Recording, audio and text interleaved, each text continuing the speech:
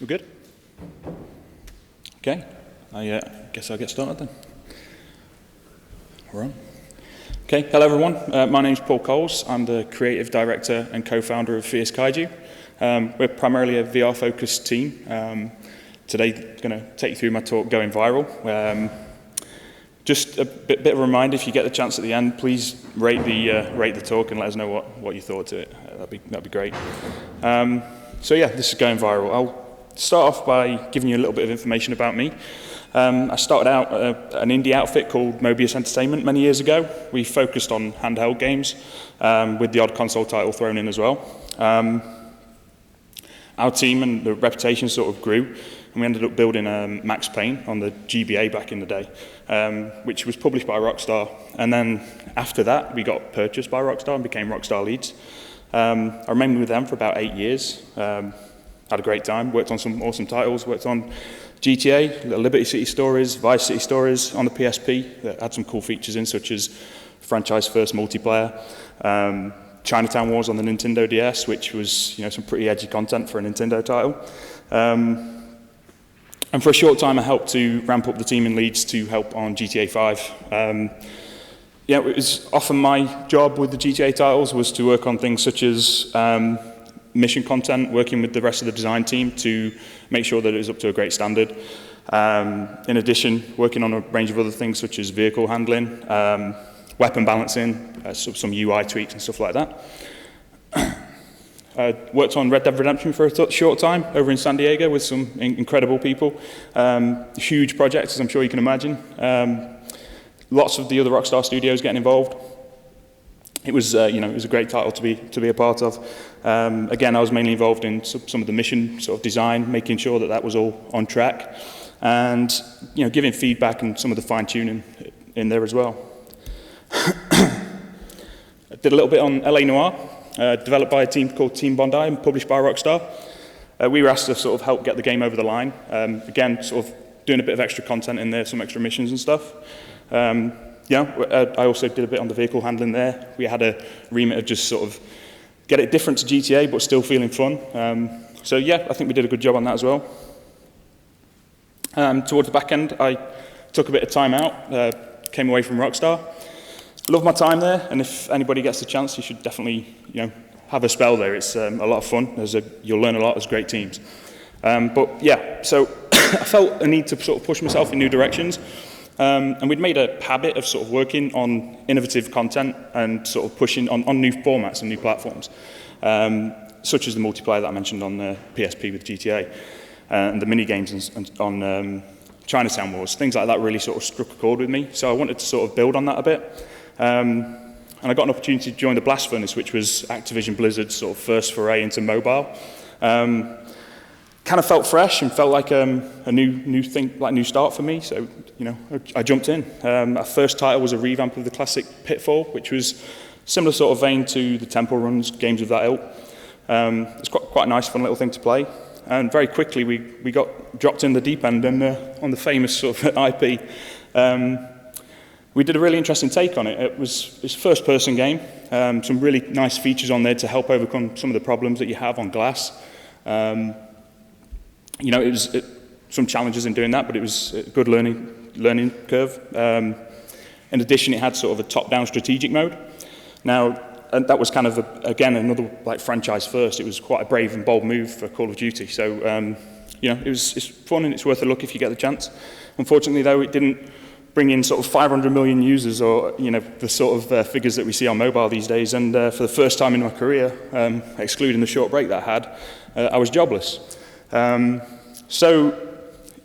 a really good team together at the Blast Furnace, and we tried to keep a few of those guys together, and we ended up forming Fierce Kaiju, which will be 2 years old at the end of the month, I think. So, like I said, we wanted to keep that ridiculously talented team together, so we managed to keep a few of us in the loop. It's not really been particularly easy by any stretch, but I'll try and give you guys a bit of insight as to what we've had along the way, particularly in the VR space. Excuse me. I'll start off by showing you guys a little clip of our first title and only title so far, which is Viral. So I'll give you guys a trailer. My name is Eve. It appears we are in a whole world of trouble. My system mainframe is in immediate danger. Would you be so kind and help a damsel in distress?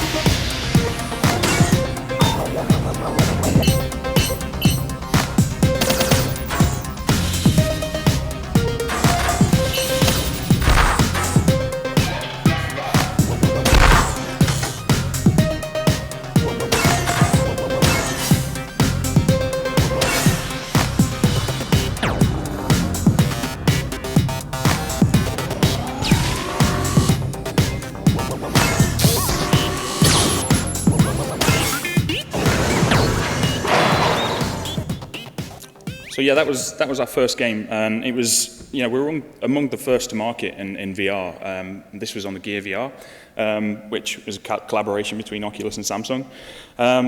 Getting in there early, we've learned quite a few lessons, so I'm going to share some of those with you guys now. So I'll focus on Viral. Like I say, we're among the first to market, and sorry, excuse me 1 second. I think it's fair to say that we knew that there wasn't going to be a huge audience for Viral, but it was the game was received really well from our partners and from a lot of people that could get their hands on it, and we're quite pleased with that. I'll go through some of the examples we've got here. We've got Frank on Twitter saying that Viral Light on Gear VR is badass. We had Ben Kuchera, the respected journalist whose work's often seen on Polygon sites such as that. Do you have a Gear VR? You need Viral. Polygon declared on Facebook themselves that games like Viral will sell VR. I think that's actually Ben again. We'll take it. 3 Bens in VR. Do you have a Gear VR? Get Viral, one of the best full games on the hardware. Again, I suspect that Ben might have been involved on that one as well, but again, we'll take that. And then some cool feedback from game players as well, such as Zachary. Viral on the Gear VR is the most fun thing basically ever. I've been ruined for non-VR games now, and that's quite the statement. And into VR on Twitter, Viral rocks. Now, there's a couple of things to take away from this. I owe Ben a beer for one, and the other one is that the 3 Bens in VR, they picked up on one of our key goals at that time. They said that it was one of the best full games on the hardware. Now, when we were planning Viral, we knew that there was a space. There was a lot of really cool experiences out there, really nice little demos and sort of cool ideas that were going to be bigger VR projects. But there weren't many sort of games, proper VR games. So with Viral, we felt that we wanted to build a proper game over screens and points and scores and all those things that you'd associate with any traditional games, really. So that's what we set out to do, and I'll sort of take you through some of the things that went well and what didn't go so well. So we'll start with what went well. Frame rate. So any sort of experienced VR devs will tell you that keeping a consistently high frame rate is super important. It's a well-known sort of thing now. But keeping on top of this throughout the development was vital for us. It meant that any big drops that came along would sort of really impact the development, because it would make things like just testing or iterating on content really, really tough because you just couldn't play it. So staying on top of the frame rate, making sure it was good, was vital for us. At the same time for us, Oculus and Samsung were sort of developing the platform. So that often meant things like new SDKs came along, which would stomp on some of the hardware that we put in, which was frustrating, but we had to jump straight on that, get it running nicely, and get back on it, basically. But ultimately, the game launched and it ran nicely, and keeping on top of that was an important point for us, really. The style, choose your style wisely. We knew that Viral would be a short project. It didn't have a massive budget, and we needed to make some smart choices, particularly with regard to style and stuff. So we intentionally chose an aesthetic, as you see in the trailer, that's, it's fairly simple, but it allowed us some flexibility. We needed to make sure that the game could hit the expectations that we had of ourselves, but also we needed to be able to build it quickly. Yeah, so like these big pink and purple rooms, the forms and the shapes in these rooms and the space around you in VR, all that became really important. You know, the players, as soon as they were in there, they needed to understand at a glance, you know, what they were looking at and how they could move through that space. We had some nice little techniques as well where we used colours to, you know, with good effect. So in this example, it's a boss fight. So the first boss fight, it's all these nice pink and purpley colours that you go through for the most part of the game. And then we came to our first boss fight, and we wanted to sort of ramp up the threat a little bit. So we just cleverly just changed the colour of the room to this deep dark red. And that really helped get a sense of threat over to the player, and you know, relatively cheaply, and you know, it works really nicely in VR too. The gameplay, as you could probably tell from the trailer, we wanted to stick with this simple concept, really sort of a pick up and play nature to it, so people could just stick it on the heads, get straight in there. So we've got this tight game loop. You play the part of this guy, well, this character called Ragnarok, and you're the antivirus to this in this computer system called Eve that's getting invaded by you know, different viruses. You've got a simple job, so you look around as you saw in the trailer, you tap the touchpad on the HMD and you fire a shot straight out in front of you. That shot drops off over distance, you know, so that was a nice element of skill that we brought in there. You can hold down the touch panel as well and charge up the shot at a cost of, so it fires straighter and stronger, but that's at a cost of more ammunition. So all design choices that we made to sort of help, you know, with the arcadey nature of the game. We had sort of 50 stages in the end, and I'll sort of give a few details on that in a second, but conceptually very simple but fun to play, which, you know, and I still enjoy going back into it now, so that's always a good sign. Other big thing for us, we wanted to, like I say, ram home those scores, get that arcade feel. Got leaderboards involved in there, which really helped sort of in a pass it around sort of manner and see what sort of scores you were getting with your friends. It works really nicely. We've got these scores sort of bouncing off all the characters all the way through the game. So yeah, we had 50 stages, which was kind of both good and bad for us. On the good front, it kind of let us try out loads of cool ideas that we had for VR. As you might imagine, some of them sort of more successful than others. So we played with things like vertigo, on rails, sort of checking out narrow spaces and bigger, more wide open areas, just to get a feel for what would work nicely. So there's some obvious stuff that came out of that. Obviously, the narrow corridors could feel a little bit claustrophobic and sort of a bit odd. Similarly, the more open spaces could feel a little barren, so we had to sort of keep that visual interest up to make that exciting to the player. Often we found that we sort of had to go against our gut as well. One of the things was traversal. Again, movement in VR is a known sort of difficulty. So we thought that the quick movement through our stages would probably make people want to puke. And it was weird because after trying it with a few different sort of settings, we found that going slower was the worst way of doing it. And having the high speed, moving quickly between A and B, felt much nicer for viral, which was quite a surprise to us at the time. I'm going back a couple of years, so it's like nearly 2 years old now. It's just crazy.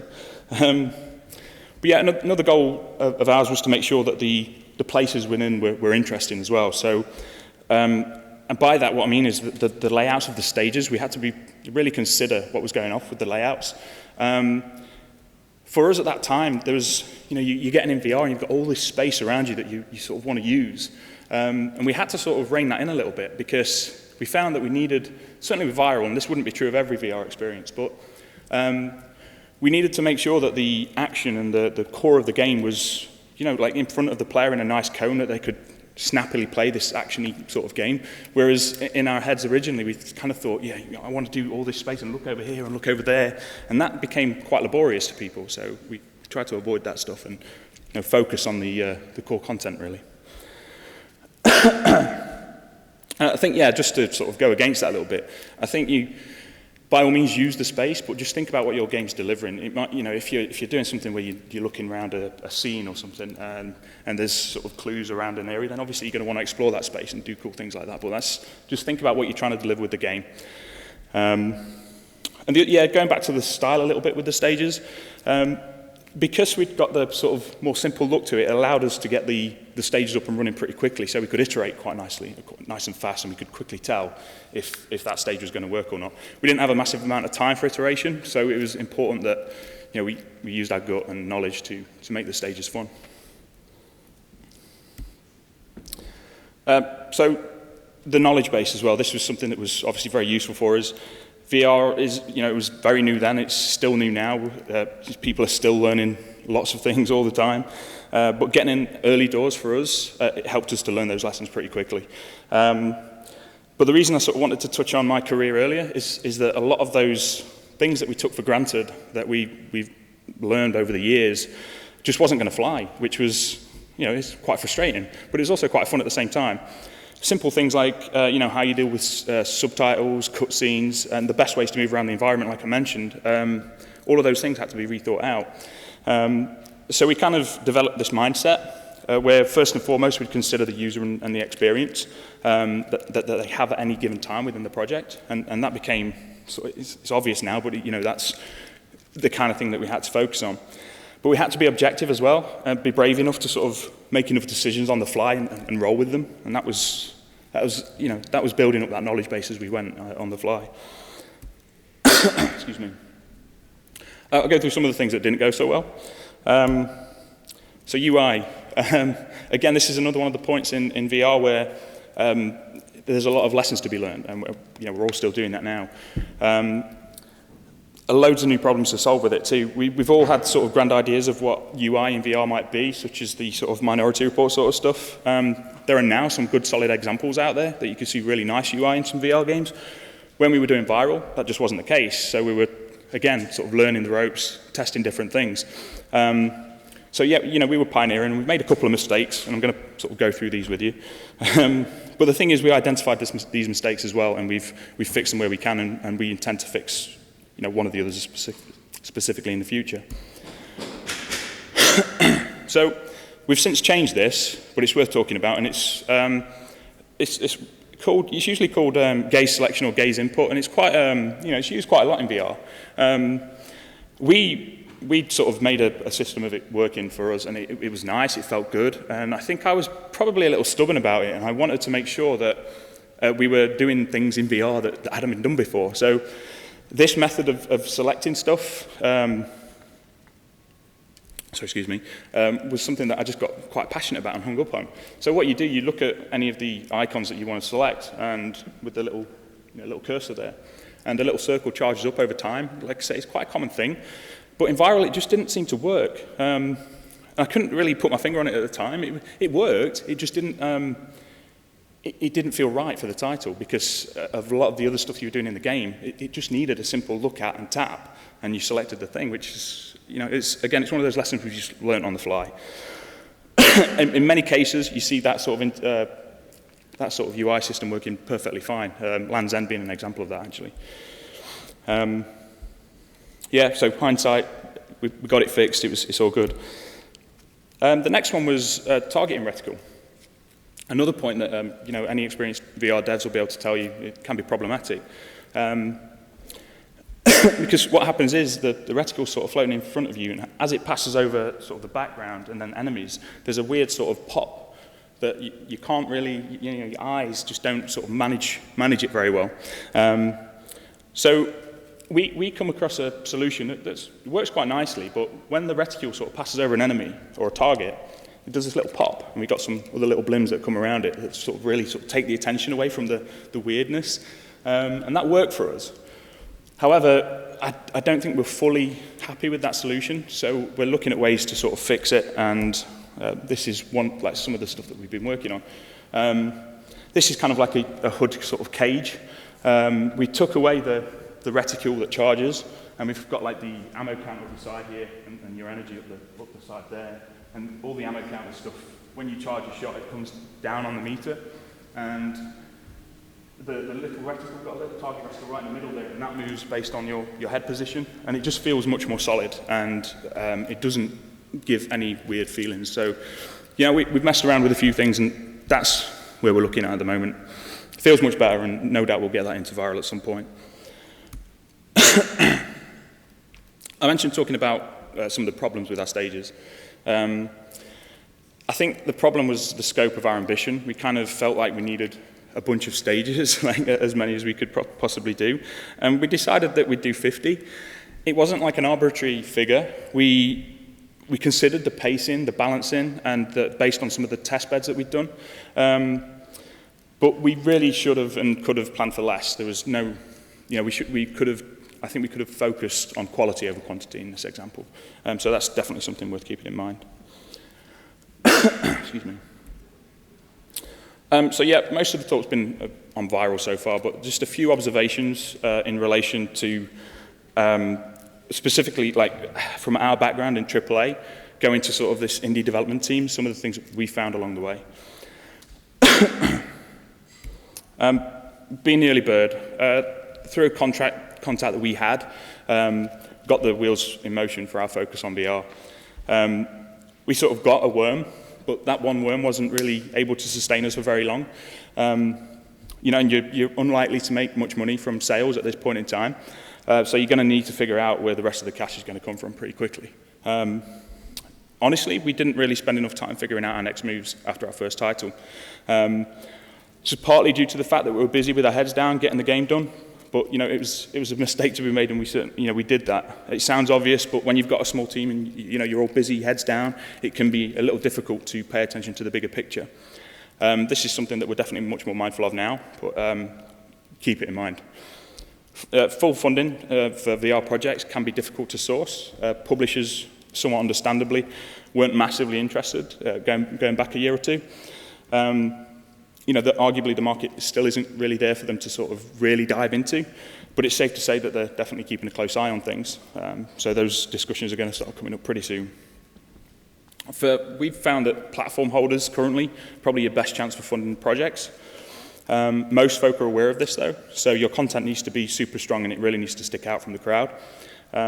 This was a little easier probably a year or so ago, but the quality of VR content and the developers that are coming to VR is just increasing really rapidly. So you just got to make sure that you've got great content. Most of the platform holders have got developer relations teams. Find out who they are, go talk to them, and tell them how great you are. And the biggest thing really with any sort of pitch or when you're approaching any of these people is just to remember that a demo is worth 1,000 presentations. I really can't stress that enough.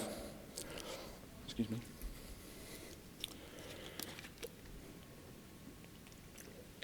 So you might hear some tales of games being signed off the back of a sheet of A4, just a concept that somebody came up with, and that might well have happened.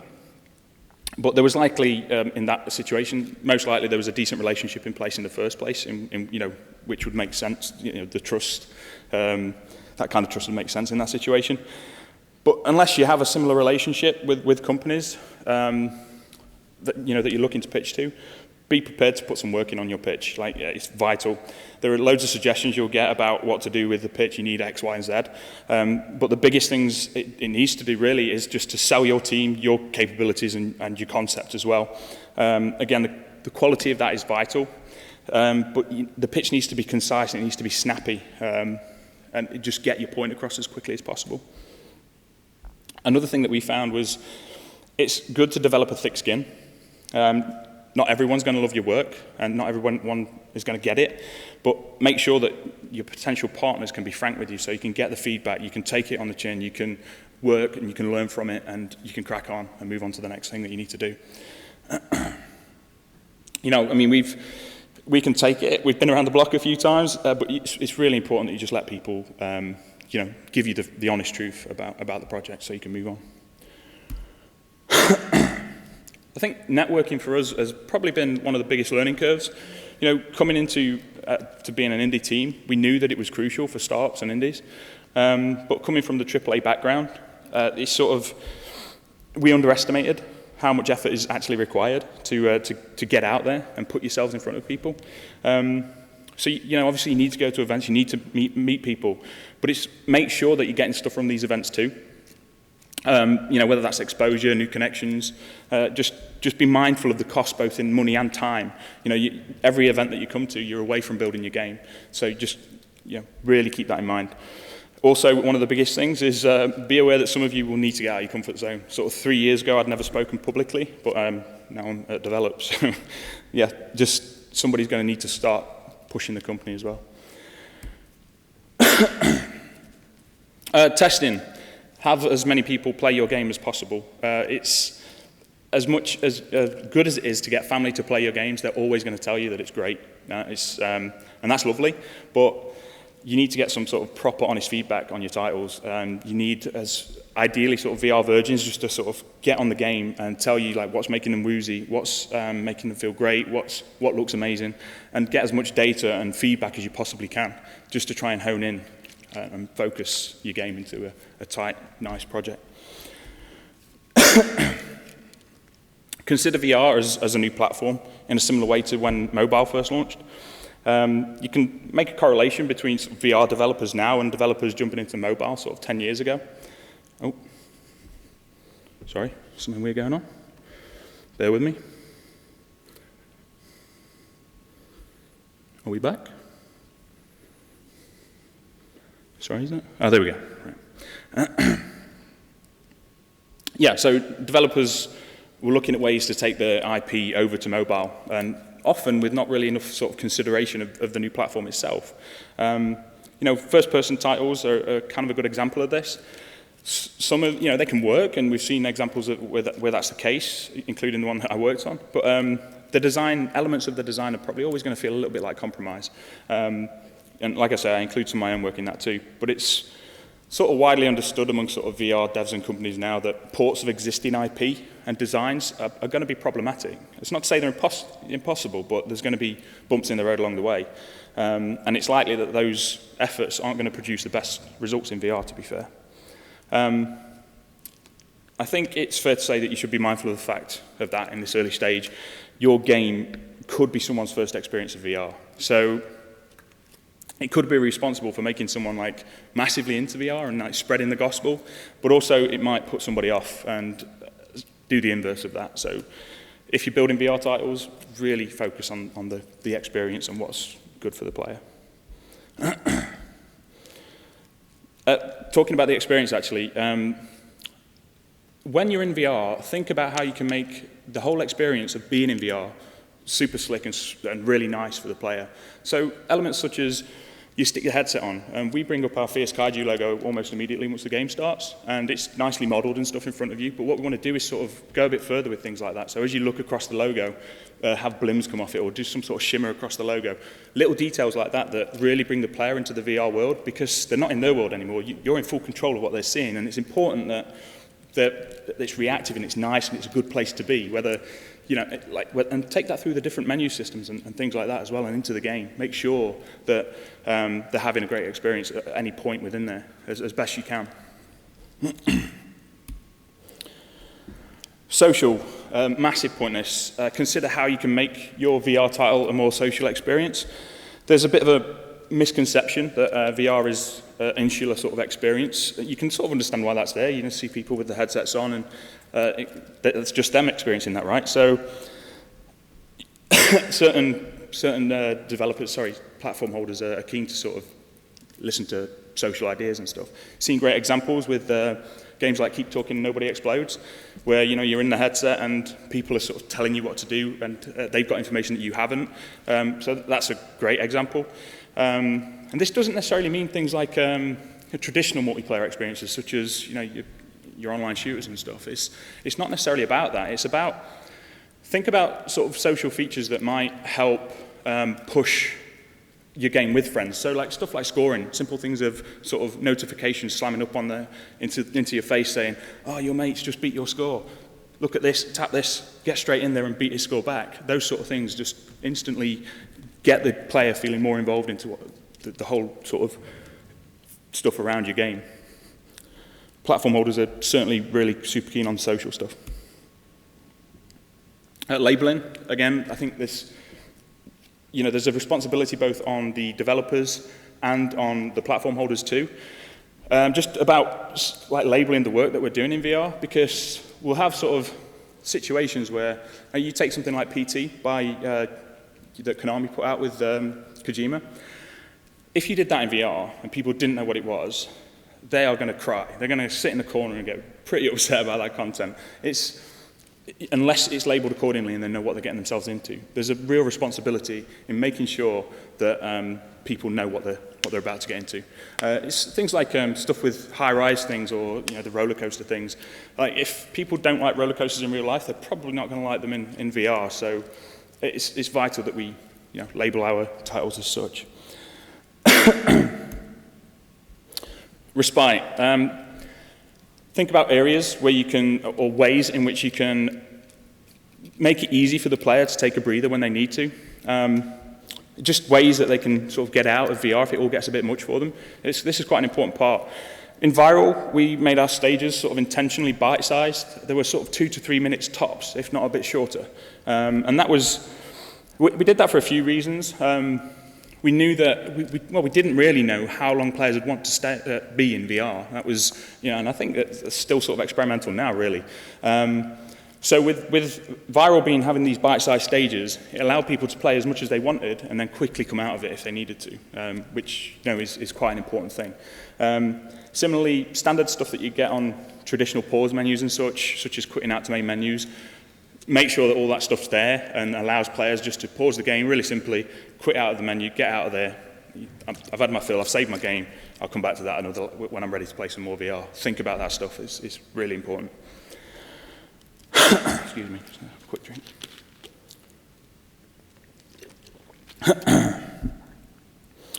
Going back to some of the team stuff, know your roles. So with small teams, it's been vital for us to understand what we're doing. So, understanding your place in the team is sort of vital. Trusting your colleagues to take some responsibility for their sections and stuff. It's kind of easily said, but like that discipline is sort of very hard to master, especially if you're a bit of a control freak. So, in order for your team to sort of survive and move forwards nicely together, you've got to have that trust and that responsibility with each other. That's important in any team, but it's crucial when there's just a handful of you like there is with our team. Failure to sort of have that sort of understanding, could see you getting frustrated and sort of stepping on each other's toes with some of the work, and some, might have trust issues develop or anything. Not that we have, but that sort of thing can happen. The big factor here is communication. So make sure that the left arm knows what the right arm's doing at all times. And if you want to sort of get out of your comfort zone and sort of test with some other stuff, make sure your team know what you're doing and be wary of that. Make time to prototype new stuff, try new things. This is something that we've done a lot of. This is a game idea called Gear Raiders that we did. It's pretty polished for a prototype, to be fair. Got another shot of it here as well.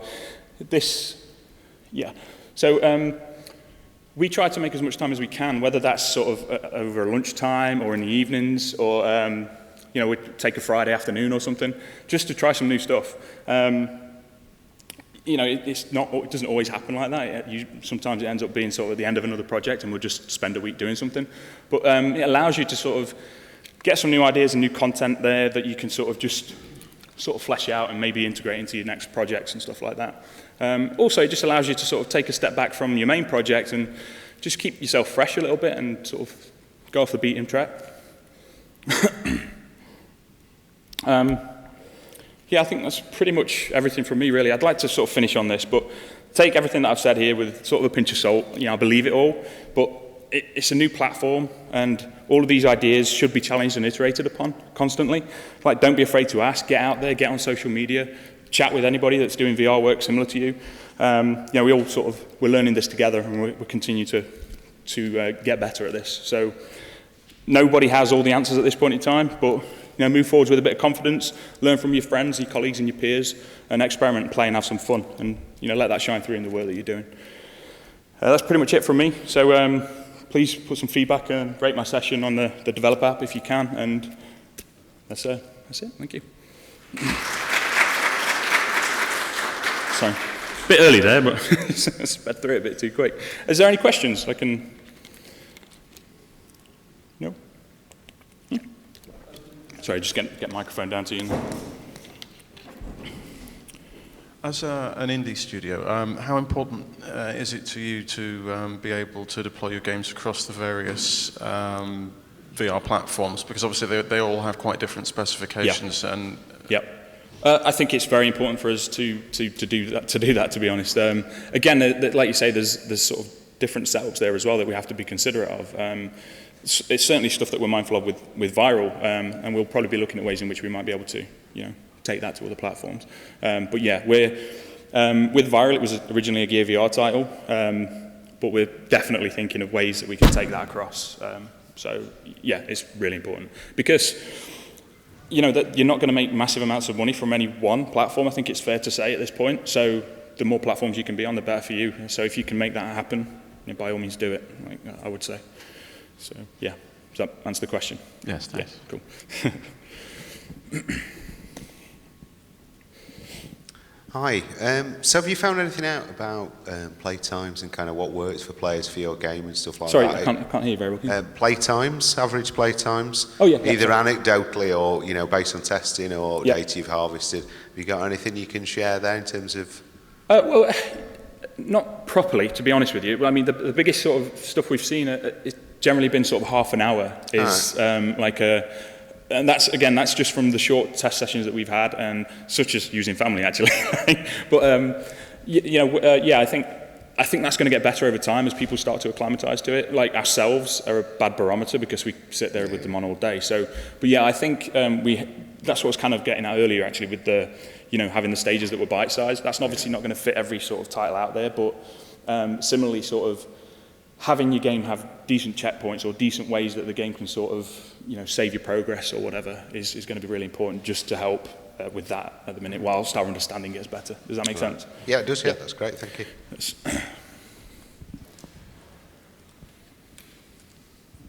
Hi. Hi.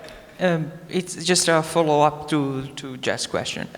Do you collect any telemetry remotely with any, like, even if it's Google Analytics or something like that? So we do some, yeah, we do. We collect, so we know like where people are coming out of screens and stuff like that. We sort of, yeah, we do. And I think that's going to be quite important as well. Did you get any insight from that? Not massively. I think it's more been, I think it's going to, once the numbers are starting, I think that's the big thing. It's really difficult to measure when the numbers are, not massive. I expect that it's going to be important moving forward, so yeah. But we've not done a massive amount with it, if I'm being honest. Okay, thanks. No. But yeah, I think we will.